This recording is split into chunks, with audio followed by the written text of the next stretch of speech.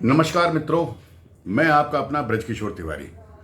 आज मेरे इस वीडियो का विषय है पटाखों का कोई धर्म नहीं होता। पटाखे हिंदू मुस्लिम सिख ईसाई नहीं होते। पटाखे पटाखे होते हैं। पटाखों से सिर्फ दो नुकसान हैं और वही काफ़ी हैं। एक ध्वनि प्रदूषण, दूसरा वायु प्रदूषण। इन पटाखों के बारे में मैं आपको एक बात बताना चाहता हूं कि हमारे देश में लगभग 15,000 करोड़ रुपए का पटाखों का व्यवसाय होता है और 50,000 टन पटाखे प्रतिवर्ष बनते हैं और जला दिए जाते हैं। शादियों पे, त्योहार पे, राजनीति पे, नेताओं पे, जहां जिसको मौका मिलता है वो आनंदित होने के लिए सिर्फ पटाखे ही फोड़ता है। पर हम हिंदुओं को ऐसा लगता है कि जब जब दिवाली हमारे पास आती है तो न्यायालय और शासन प्रशासन हमारे साथ बड़ा दुर्व्यवहार करता है, बड़ा दोगला व्यवहार करता है। वो हमारे धर्म को संकुचित करना चाहता है। ऐसा कुछ भी नहीं है। आप अगर इन दोनों, शासन और न्यायालय, इन दोनों की मंशा को पढ़ें और इसके बारे में जानें तो आप उनके बगल में खड़े दिखाई देंगे। देखिए पटाखे कैसे बनते हैं। इसमें सल्फर, आर्सेनिक, एल्यूमिनियम, नाइट्रोजन, इस तरीके के केमिकल्स का उपयोग किया जाता है। जब ये ब्लास्ट होते हैं बारूद के साथ तो इतनी जहरीली गैसें निकलती हैं जो मानव समाज के साथ ही साथ पक्षियों और जानवरों के लिए भी अति घातक है। इसीलिए हमारी सरकार ने और न्यायालय ने ग्रीन पटाखों की ओर ज़्यादा ध्यान देना शुरू किया है। अगर आप देखेंगे तो ग्रीन पटाखे क्या है। ग्रीन पटाखे में मिनिमम एल्यूमिनियम यूज़ किया जाता है। ये केमिकल यूज़ ही नहीं किए जाते। जो केमिकल यूज़ किए जाते हैं जब वो पटाखे के रूप में आग लगाने के बाद ब्लास्ट होते हैं तो उनमें पानी के कण पहले बनते हैं।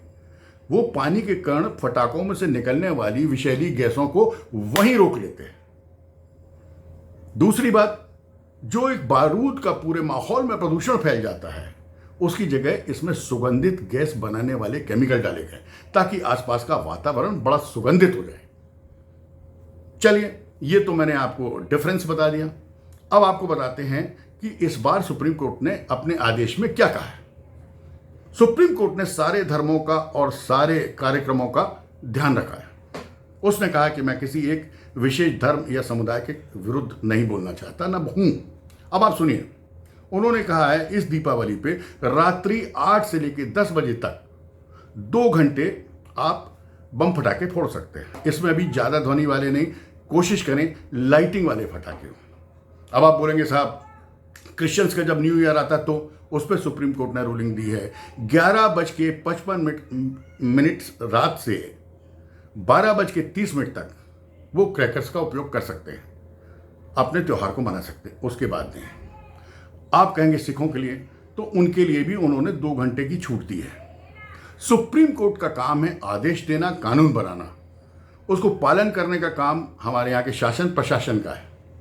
वो बलपूर्वक करें या आपसे प्रेम से कराएं, और सर्वाधिक जिम्मेदार होते हैं हम खुद। हमें अपने सुप्रीम कोर्ट का, अपने शासन प्रशासन की गाइडलाइन का सम्मान करना चाहिए। अगर आप देखें तो सुप्रीम कोर्ट ने हर धर्म के लिए एक गाइडलाइन जारी की है। इसके पीछे उसका सिर्फ और सिर्फ एक उद्देश्य है कि जो ये हल्ले गुल्ले से और जो गैसों से और गंदगी से और सुबह सड़कों में पड़े कागजों से प्रदूषण होता है, ये मिनिमम हो जाए। अगर आप देखें, आपको याद होगा जब लॉकडाउन था, उन 2 सालों के अंदर कितना खूबसूरत आसमान हो चुका है हमारे देश का। प्रदूषण का स्तर एकदम गिर चुका है। हम सांस लेते हैं तो अच्छा लगता है। डर लग रहा है कि इस बार दीपावली से कहीं हमारा नीला आसमान न खो जाए।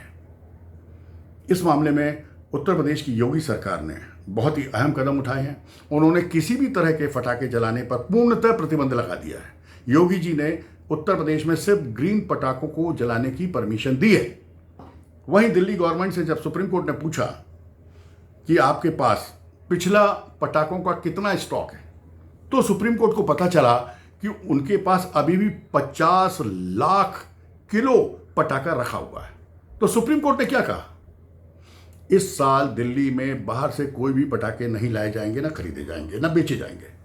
दिल्ली के लिए 2 घंटे के लिए 4 दिनों के लिए 50 लाख किलो पटाखा बहुत है। और बिल्कुल सत्य कहा उन्होंने। अगर आप देखें तो अपनी शान के लिए, झूठे मान और आन के लिए आप कितना प्रदूषण फैलाते हैं। शायद आपके घर में आज कोई बीमार नहीं होगा, पर अगर याद कीजिए या सोचिए कि अगले साल आने वाले वर्षों में अगर आपके किसी बुजुर्ग की तबीयत खराब हो और आपके घर के सामने हजारों बमों की लड़ी रख के मैं 1 घंटे तक जलाऊं, तो आप पर और आपके परिवार पर क्या बीतेगी, जानवरों पे क्या बीतेगी, उन पंछियों पे क्या बीतेगी। इसलिए आपसे निवेदन है कि सुप्रीम कोर्ट की गाइडलाइन को धर्म के चश्मे से ना देखें, यहां से देखें, यहां से सोचें और उसका अनुसरण करें। मेरा मानना है कि ये पटाखे हम सब के लिए घातक है।